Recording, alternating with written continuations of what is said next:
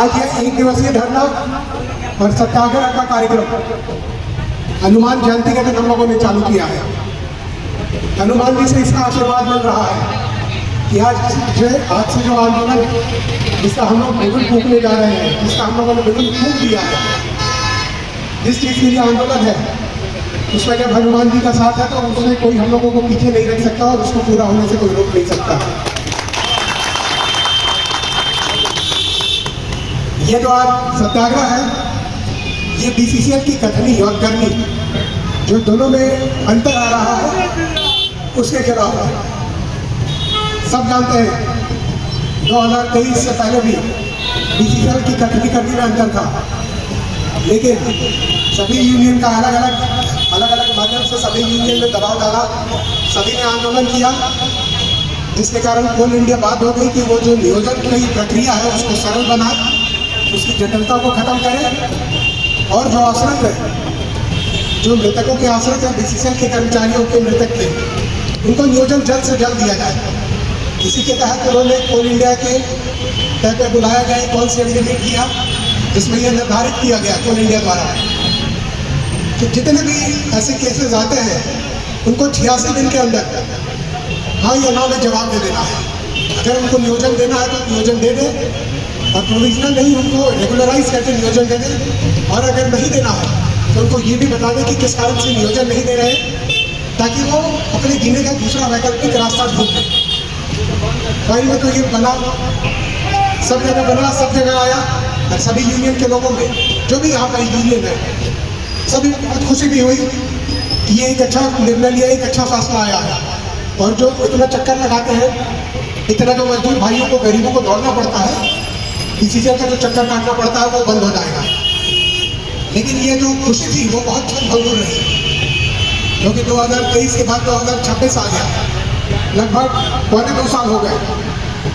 2 साल में बीसीसीएल कागजों पे तो बहुत आगे चला गया, इतना कि आगे कि उसको पकड़ पाना मुश्किल है।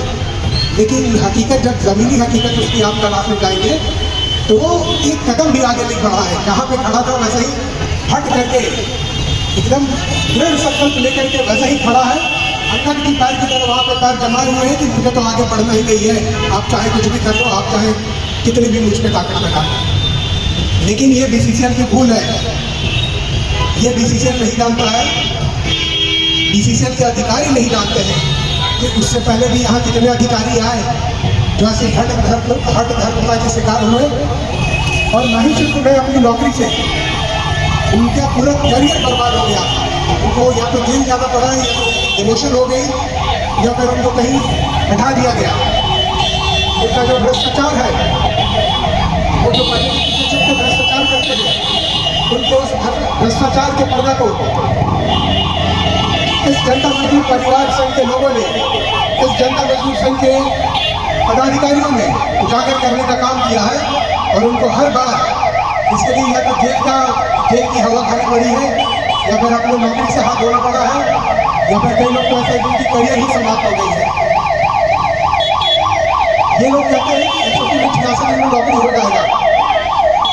66 दिन के बहुत हल्ला के बाद, बहुत दबाव के बाद, बहुत खतरात के बाद कुछ लोगों का इन्होंने मेडिकल भी करा लिया, कुछ लोगों का इन्होंने बाकी जो प्रोसीजर है वो भी कंप्लीट कर दिया। और मेडिकल का प्रोसीजर जो इनका होता है वो आखिरी का प्रोसीजर होता है। इसके बाद सिर्फ उनको बोर्ड में अप्रूवल लेना होता है, सीएमडी और डीपी को साइन करना होता है, और उनको नौकरी की ज्वाइनिंग दे दी जाती है। 6-8 महीने से अधिक हो गया। जो मैं अपने यूनियन का बता रहा हूँ, मेरे अपने यूनियन के 30 से 35 लोग ऐसे हैं जिनका मेडिकल के में 6-8 महीने से ज़्यादा हो गया है, और आज भी बीसीसीएल के अधिकारियों को दौड़ा रहे हैं। वो कभी डीपी के पास जाते हैं तो वो कहते हैं सीएमडी के पास फाइल गया है, सीएमडी के पास जाते हैं तो वो कहते हैं कि मेडिकल के बाद भी क्वेरी लिख के मैंने नीचे भेजा है। अरे मेडिकल हो गया तो अपने लिए क्वेरी का खेल अभी क्यों खेल रहे हो?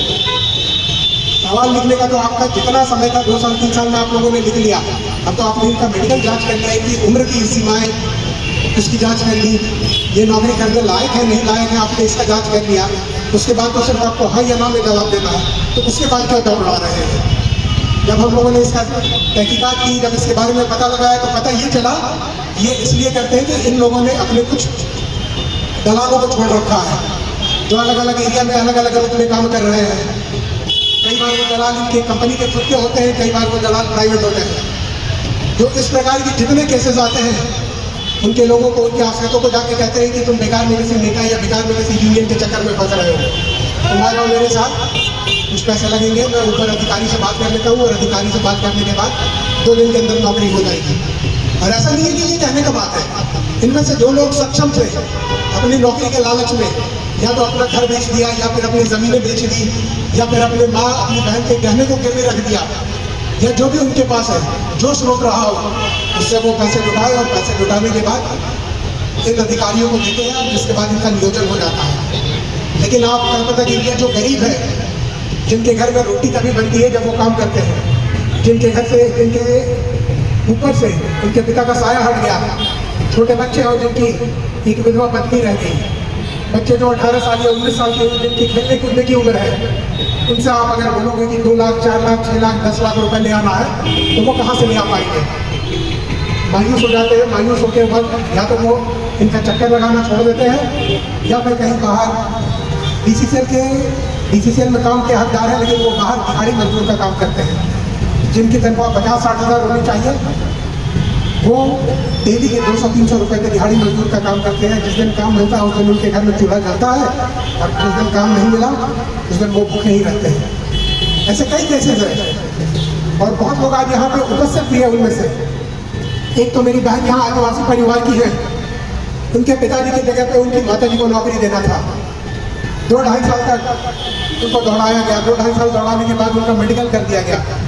आदिवासी परिवार से हैं, गरीब परिवार से हैं, वो दहीवाड़ी से आती है, वो इतना दौड़ भी नहीं पाई, और गरीबी के कारण आलम ये रहा कि इन बीसीसीएल अधिकारियों को दौड़ाने के चक्कर में उनको अपनी जान से भी हाथ धोना पड़ा, और आज मेरी बहन अकेली हो गई है दुनिया में। ना तो उसके माता रहे, ना तो उसके पिता रहे, और ना ये बीसीसीएल के लोग उनको रोजगार दे रहे हैं, और ना ही उनसे बात कर रहे हैं। लावारिस छोड़ दिया उन लोगों को।